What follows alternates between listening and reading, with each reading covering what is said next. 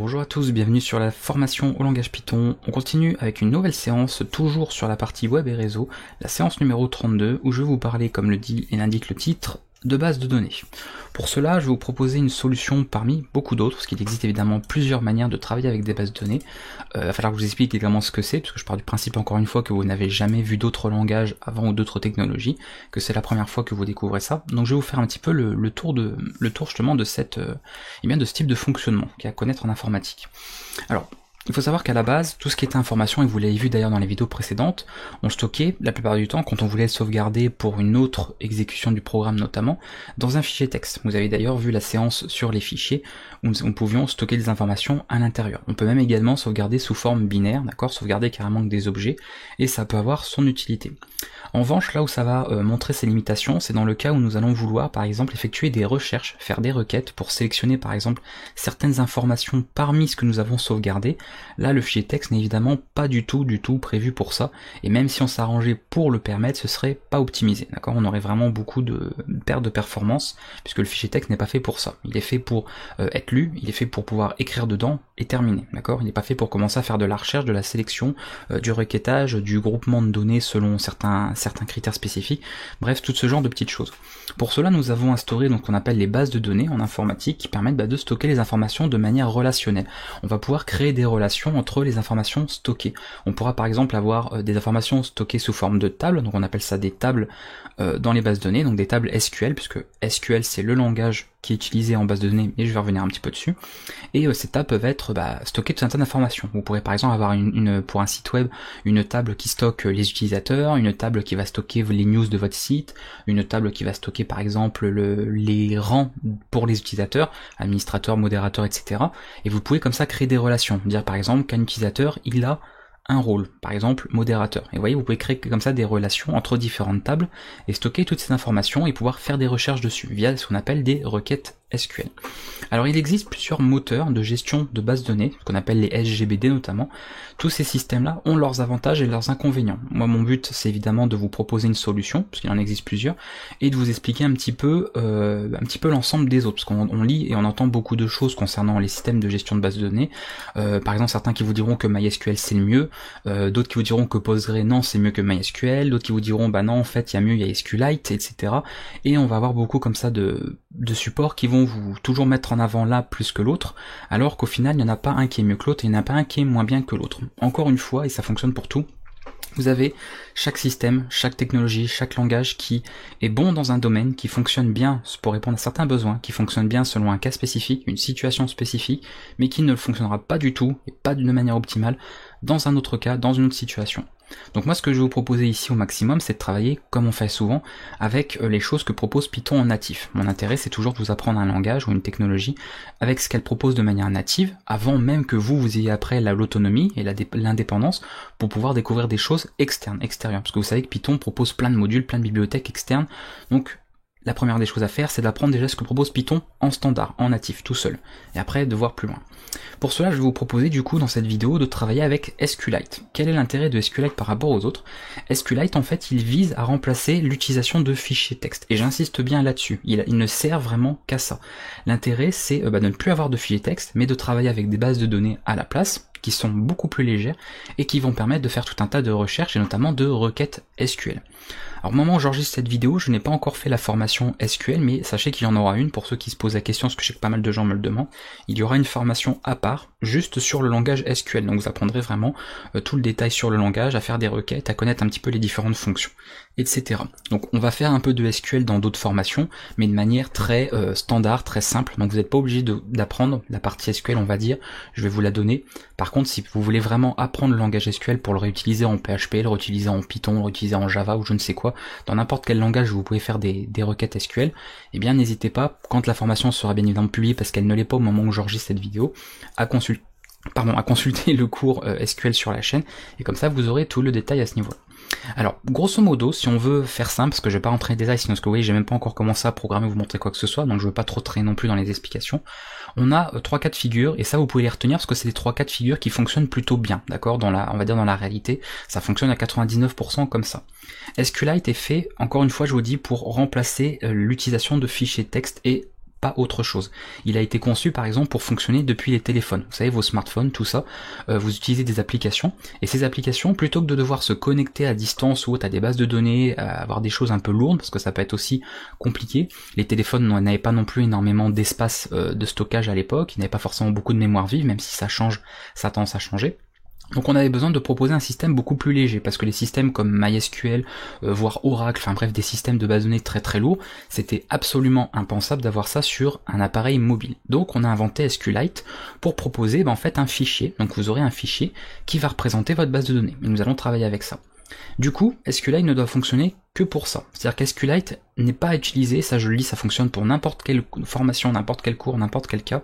Vous ne devez pas utiliser SQLite. Si vous voulez gérer énormément de quantités de données, alors c'est une fourchette qui peut évidemment être revue à la hausse, à la baisse, mais moi je pars du principe que à partir du moment où votre base de données ou vos bases de données arrivent à une quantité de données qui atteint le gigaoctet, vous pouvez considérer que SQLite n'est pas une bonne solution. Alors le problème c'est qu'en ce moment on démarre un projet, on va pas savoir à l'avance combien peuvent atteindre les données, donc c'est à vous de l'estimer par rapport à votre projet, votre site web, votre jeu vidéo, je ne sais quoi, de vous dire est-ce qu'un jour je vais pas atteindre le gigaoctet de données, parce que ça peut mine de rien aller vite. Une base de données qui fait un gigaoctet, c'est pas énorme. Il y a plein de bases de données sur des gros projets qui dépassent largement cette taille-là. Donc si vous pensez qu'un jour votre base va s'étendre à au-delà du gigaoctet, évitez SQLite, c'est pas forcément intéressant. Après je vous dis dans certains cas ça se peut, il y a sûrement des projets mobiles sur téléphone qui dépassent le gigaoctet et qui utilisent SQLite. Mais en même temps ils n'ont pas trop de choix, ça fonctionne sur mobile, c'est la solution qui reste quand même la plus viable. Mais dans l'idéal, évitez si vous le pouvez. Après quand on commence à avoir des données assez en grosse quantité où ça peut aller loin, et notamment quand on a besoin de la multiple connexion, c'est-à-dire que le problème de SQLite par exemple c'est que vous n'allez pas pouvoir connecter tout un tas d'utilisateurs en même temps, parce que ils vont devoir chacun attendre en fait d'avoir la main sur la base de données, et en plus il y a trop d'utilisateurs qui se servent en même temps de la base de données en faisant des requêtes, il risque d'y avoir des conflits, il risque d'y avoir des problèmes, puisque même s'il y a un système de verrou pour empêcher que deux utilisateurs en même temps puissent toucher à la même information, il est possible que dans certains cas ça se désynchronise et du coup ça crée des problèmes. Donc si vous prévoyez que votre base de données puisse être consultée par plusieurs utilisateurs, mais je parle vraiment de quantités assez importantes, pareil, SQLite n'est pas forcément la bonne solution. D'accord ? Donc dans ce genre de cas, qu'est-ce qu'on va utiliser ? On va utiliser une solution comme MySQL. MySQL est la solution la plus répandue. Pourquoi ? Parce qu'elle correspond à 80, et bon, je balance des chiffres comme ça, mais elle correspond pratiquement à tous les projets qui utilisent des bases de données dans le monde, pratiquement tous. Alors certains vont me dire oui mais il y a des histoires comme Oracle, etc. Ça c'est des solutions propriétaires, donc c'est un peu l'équivalent de MySQL, d'accord, c'est sur des solutions très lourdes, mais ils vont dire il y a aussi PostgreSQL dont on entend parler souvent, on a beaucoup de gens qui vous disent PostgreSQL c'est encore mieux que MySQL. Et ces gens ont tort, tout simplement parce que PostgreSQL a été conçu pour manipuler des bases de données beaucoup plus grosses que ce que l'on peut manipuler avec MySQL. PostgreSQL, et je vous le dis, c'est mon conseil, après vous en faites ce que vous voulez, il est intéressant à utiliser à partir du moment où vous travaillez sur des bases de données de plusieurs téraoctets de données. Voilà. Donc déjà, avant d'atteindre le téraoctet de données, il faudra en voir. Par exemple, un CHU, tout un service médical, oui, ils vont atteindre sans problème plusieurs téraoctets de données, à gérer tous les dossiers de patients, à les faire basculer, créer des relations entre les différents départements, régions, etc. Là oui, on est vraiment dans le téraoctet de données, donc oui, pour eux, utiliser des bases de données en PostgreSQL, pas de problème, ce sera largement optimisé, et ils ont choisi le meilleur système de base de données qu'il y a pour ça. Après, il y a des solutions propriétaires, encore une fois, comme Oracle, Windows Server, mais je parle pas de ces solutions-là. Ça, c'est des solutions propriétaires, pas forcément gratuites pour la plupart, donc je les mets de côté. C'est évidemment des solutions viables pour des gros projets également. Moi, je parle des solutions, en tout cas, gratuites. Donc retenez ça. Si vous travaillez sur quelque chose de léger, qui ne nécessite pas d'avoir trop de données, donc voilà, que ça dépasse vraiment le giga par exemple de données, et qu'il n'y a pas besoin de connexions multiples, vous pouvez utiliser SQLite, et c'est ce que je vais vous montrer dans cette vidéo. Donc on va pouvoir y arriver enfin.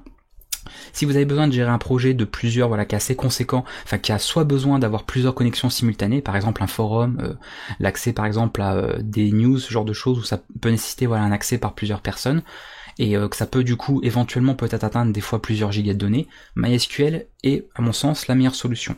Et si par contre vous avez besoin de manipuler des données qui peuvent atteindre le téraoctet voire plus, là PostgreSQL est la meilleure solution, parce qu'il a été conçu avec des fonctionnalités supplémentaires pour gérer justement des quantités de données comme ça très astronomiques, là où MySQL lui se montrerait du coup limite. Par contre, utiliser PostgreSQL sur une base de données qui fait que quelques mégaoctets, vous allez complètement brider les performances de votre base de données. Et ça, vous pourrez le vérifier dans vos projets.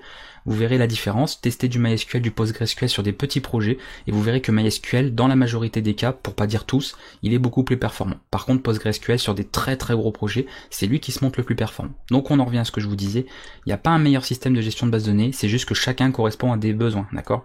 S'il y en avait un parfait, il n'en existerait qu'un seul, personne se serait amusé, croyez-le, à s'embêter à créer un nouveau système si les solutions déjà existantes étaient parfaites, ça paraît logique. Par contre, chaque système a des besoins. Utiliser pour moi du PostgreSQL sur une base de données qui fait 100 mégas, c'est complètement ridicule. Utiliser du MySQL sur une base de données qui fait 5 Tera, c'est ridicule aussi. Utiliser du SQLite par exemple pour gérer imaginons par exemple un service de messagerie instantanée, donc où il y a plein de gens qui écrivent en même temps pour envoyer des messages. Utiliser du SQLite pour faire ça, c'est pas forcément le meilleur moyen non plus. Sauf si bien sûr on est sur mobile ou autre et qu'on n'a pas forcément le choix, encore une fois. Voilà, alors désolé d'avoir été un peu long, on n'a pas fait grand chose cette vidéo, j'ai pas mal parlé et il s'est pas passé grand chose à l'écran, mais peu importe, vous savez comment ça fonctionne. Vous savez aussi que voilà, je veux toujours vous expliquer les choses, mon but c'est pas de vous balancer du code et plein de choses comme ça, de la documentation, je ne sais quoi, sans vous l'expliquer, au moins au niveau des bases de données, vous savez ce que c'est, vous savez comment ça fonctionne, et vous savez ce qu'il en est. Si un jour quelqu'un vous balance, PostgreSQL c'est mieux que MySQL, vous aurez les arguments pour pouvoir justement lui expliquer les choses comme il faut. En tout cas, il me semble, par rapport à la réalité encore une fois, et pas ce qu'on peut lire des fois sur certains forums, ou même des fois dans certains livres, parce que ça peut se trouver partout. Voilà. Donc nous on va travailler sur SQLite, parce que on va manipuler des données légères, il n'y a pas beaucoup de données, et en plus Python, l'avantage, comme c'est un langage portable et utilisable partout, et bien au moins sur SQLite, l'avantage c'est que vous n'avez rien à installer. Pas besoin d'installer le moteur de base de données, puisqu'il est présent par défaut, donc très pratique. Alors pareil, au moment où je fais cette vidéo, je n'ai pas fait de tuto sur d'autres systèmes de base de données, mais je prévois de toute façon, par exemple, un tutoriel pour faire du MySQL avec Python. C'est prévu, d'accord? Donc allez voir sur la playlist Python tutoriel. Peut-être qu'au moment où vous irez voir, le tuto aura été publié entre temps. Sinon, vous pouvez toujours me demander en commentaire si ça n'a pas été fait ou quoi qu'est-ce. Je vous répondrai bien évidemment. Donc on est parti cette fois-ci, donc encore une fois désolé d'avoir pas mal pris du temps de vous faire cette petite intro, mais ça me semblait absolument nécessaire pour la suite, que vous ayez les bonnes habitudes dès le départ et pas que vous tombiez dans les pièges des fois que certaines personnes peuvent tomber, dans lesquels certaines personnes peuvent tomber. Donc SQLite, pour cela, nous allons installer déjà, je vous proposais d'installer un petit logiciel qui est plus multiplateforme open source, donc l'avantage c'est que c'est le même peu importe le système d'exploitation, qui va vous permettre de visualiser le contenu d'une base de données, parce que vous aurez plus tard un fichier, et ce fichier pourra pas être lu comme ça, comme un fichier texte. Donc c'est bien d'avoir un petit logiciel qui est capable d'aller voir à l'intérieur pour voir par exemple vos données ont bien été enregistrées, ou éventuellement plus tard si vous voulez créer vos tables. Vous savez les tables dont je vous ai parlé, faire une table d'utilisateur, une table d'objets, une table de ci, une table de ça, de pas mal de choses. Donc vous pouvez récupérer sur le site sqlitebrowser.org ce logiciel là. Donc vous voyez qu'il est disponible pour tout, pour Windows, on peut l'avoir en version portable pour Windows, version Mac, on peut le télécharger pour Linux, et de toute façon si vous êtes sur Ubuntu ou une version type Debian, vous pouvez même aller voir dans la doc par exemple d'Ubuntu, ou pareil pour Linux Mint, c'est la doc Ubuntu, ils devront vous proposer a priori même de quoi l'installer en ligne de commande très rapidement depuis les dépôts, parce que je pense qu'il doit être dans les dépôts ce logiciel, a priori. Donc vous pouvez toujours les voir, il en existe d'autres, d'accord, de logiciels pour ça, mais moi je vous conseille celui-là, puisque c'est vraiment celui qui est multiplateforme, gratuit, open source. Donc plus pratique à gérer pour tout. Voilà pour donc DB, donc du coup un browser for SQLite, donc c'est ce logiciel là. Donc moi je l'ai évidemment récupéré pour Windows, qu'on va en avoir besoin, et on va pouvoir comme ça travailler un petit peu avec. Alors, on est sur un fichier normal, j'ai refait, vous voyez, un fichier main.py comme d'habitude, j'ai récupéré donc la version portable, parce que je voulais pas l'installer, de SQLite Database Browser, d'accord, pour ça, et on va pouvoir comme ça travailler avec cette partie là. Alors SQLite, encore une fois, on va pouvoir faire des requêtes SQL, pas de problème, mais au lieu que ce soit stocké dans pas mal d'autres choses, qu'on a installé tout un moteur, on va avoir un fichier qui représentera la base de données. Et on pourra du coup interroger dessus, faire des requêtes, ajouter des choses, supprimer, modifier, créer des tables, etc., etc. On fera pas mal de petites choses comme ça. Donc nous, pour la création de table, on va pas faire de requête SQL parce que, encore une fois, je pars du principe que c'est votre première formation. Je n'ai pas en plus, au moment où je fais cette vidéo, fait la formation SQL, donc a priori vous ne connaissez pas SQL, je pars du principe en tout cas que vous ne le connaissez pas, donc je vais pas commencer à vous faire des requêtes SQL de création de table, ça risque d'être un peu compliqué, même si c'est pas non plus inaccessible en soi, mais on va créer du coup la table directement nous via le logiciel. Donc une fois qu'il est installé, téléchargé, etc., vous pouvez le lancer, et vous allez obtenir ce genre d'interface, tout simplement. Donc là, on va pouvoir se créer du coup une nouvelle base de données. Alors lui, il me les met là, tiens, c'est rigolo. Ah oui, il les met dans data, d'accord. Maintenant, on va le mettre dans Python, on va le mettre ici. et je vais l'appeler du coup base, et il va lui mettre une extension, alors il peut y mettre DB, SQLite, et des fois il met le pareil mais avec le numéro de la version. Donc comme on va travailler avec SQLite 3, du coup il va vous mettre SQLite 3 ou DB3. Donc peu importe le type d'extension, on s'en fiche. Il n'y a pas vraiment d'extension native, vous pouvez mettre point .data, point ce que vous voulez, même d'ailleurs point .bdd, point .database, vous pouvez mettre absolument l'extension que vous voulez, ça n'a aucune importance. C'est juste que par habitude on met souvent l'une de ces deux là, ou éventuellement avec le numéro de version derrière. Donc je crée ça, il me propose donc éventuellement de créer une table, donc vous voyez que là en plus il vous affiche automatiquement la requête SQL correspondante. Donc nous on va faire une table users, d'accord. Alors je vais mettre même t-users, voilà, pour changer un petit peu, éviter de mettre juste le nom comme ça. Donc souvent ce qu'on fait c'est ces petites astuces, quand par exemple vous gérez un site web, bah, vous mettez le nom de votre site web ou autre, enfin vous mettez pas pardon, juste users, d'accord, mettez un petit préfixe, n'importe lequel, pour éviter que les gens, par exemple, bah, s'il y a des pirates qui veulent tenter de pirater votre site, puissent éventuellement deviner les noms qu'il va y avoir. Parce que si par exemple ils veulent tenter de pirater votre base de données, ils vont justement chercher une table users ou une table comme ça, parce que c'est le nom utilisé le plus souvent par les gens à tort. Donc essayez de mettre par exemple un petit préfixe que vous ne donnez à personne, bien sûr. Ça peut être n'importe quoi, des chiffres au hasard, des lettres, enfin ce que vous voulez. Donc ça peut être par exemple, voilà, mon préfixe, je sais pas, genre mon, et puis plus loin je mets user, mon, plus loin, enfin underscore news, etc. Pour éviter d'avoir un nom qui puisse être deviné éventuellement par un potentiel pirate qui voudrait interroger justement votre base de données pour récupérer par exemple des informations d'authentification sur votre site ou n'importe quoi. Donc nous on va pas chercher un truc très compliqué, on va juste mettre tt underscore users, voilà. Donc ça on l'ajoute et là on va créer un champ. Donc les champs c'est quoi? C'est dans la table on va pouvoir choisir quel champ est là. Par exemple moi un user, qu'est-ce que je veux qu'il ait comme information? Par défaut, et je suis pas encore une fois là pour faire un cours de SQL, donc vous allez juste faire et écouter ce que je vous dis sans forcément apprendre ça parce que vous n'êtes pas là pour apprendre le SQL. On va faire un identifiant parce que c'est bien d'avoir un identifiant, surtout quand on va faire des sélections ou des tris. Donc on va faire, alors ça moi c'est mon habitude, ce que je trouve que c'est bien de noter comme ça, c'est toujours de noter pour l'identifiant id underscore le nom utilisé pour la table, donc au singulier, donc id user. On le met en clé primaire et en auto-incrémentation, parce qu'on veut que l'identifiant soit unique pour chaque utilisateur, et en auto-incrément, c'est-à-dire qu'il va s'augmenter de 1 automatiquement. Voilà. Et on va ajouter un autre champ. Ensuite, en général, je fais comme ça, je prends le nom de la table, donc au singulier, underscore, et je mets le nom du champ que je veux. Donc par exemple, si je veux le nom de l'utilisateur, je vais mettre user underscore name.